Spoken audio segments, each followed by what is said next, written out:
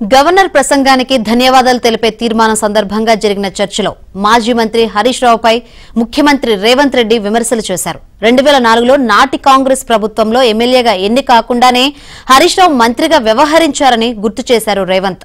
నాటి కాంగ్రెస్ ప్రభుత్వ తీరుపై పొగడ్తల వర్షం కురిపించిన విషయాన్ని మర్చిపోయారా అని రేవంత్ ఎద్దేవా చేశారు. దీనికి మాజీ మంత్రి హరీష్ రావు బదిలిచ్చారు. తాము ప్రభుత్వంలో ఉన్న మాట వాస్తవమే అన్నారు. అయితే నాటి ప్రభుత్వం నుంచి బయటకు వచ్చి తెలంగాణ అభివృద్ధి కోసం పోరాటం చేశామన్నారు హరీష్. ముఖ్యమంత్రి గారు మాట్లాడుతూ పోతిరెడ్డిపాడు ప్రాజెక్టు పైన మా నాయకులే కొట్లాడారు, ఆ రోజు రాజశేఖర రెడ్డి గారి కేబినెట్లో ఉన్నటువంటి మంత్రులు మాట్లాడలేదు అనేటువంటి మాట వారు మాట్లాడినారు.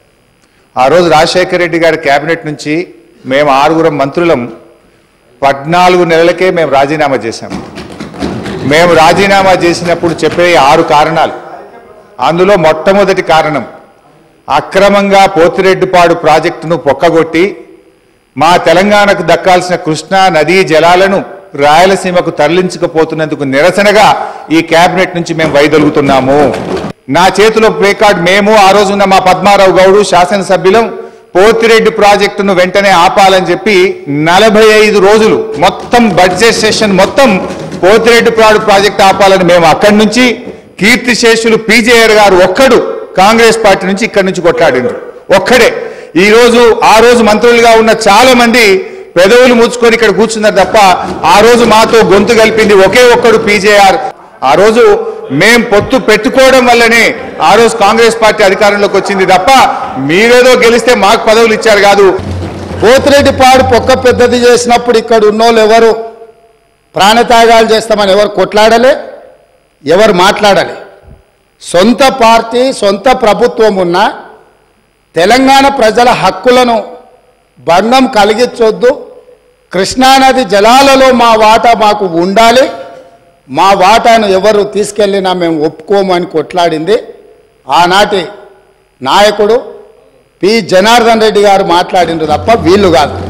కాబట్టి ఈరోజు వీళ్ళందరూ ఏ పాలకుల గురించి మాట్లాడుతున్నారు, ఆ పాలకులు ఇప్పుడు మాట్లాడుతున్న పెద్దలు ఎట్లెమ్మెల్యేనరు?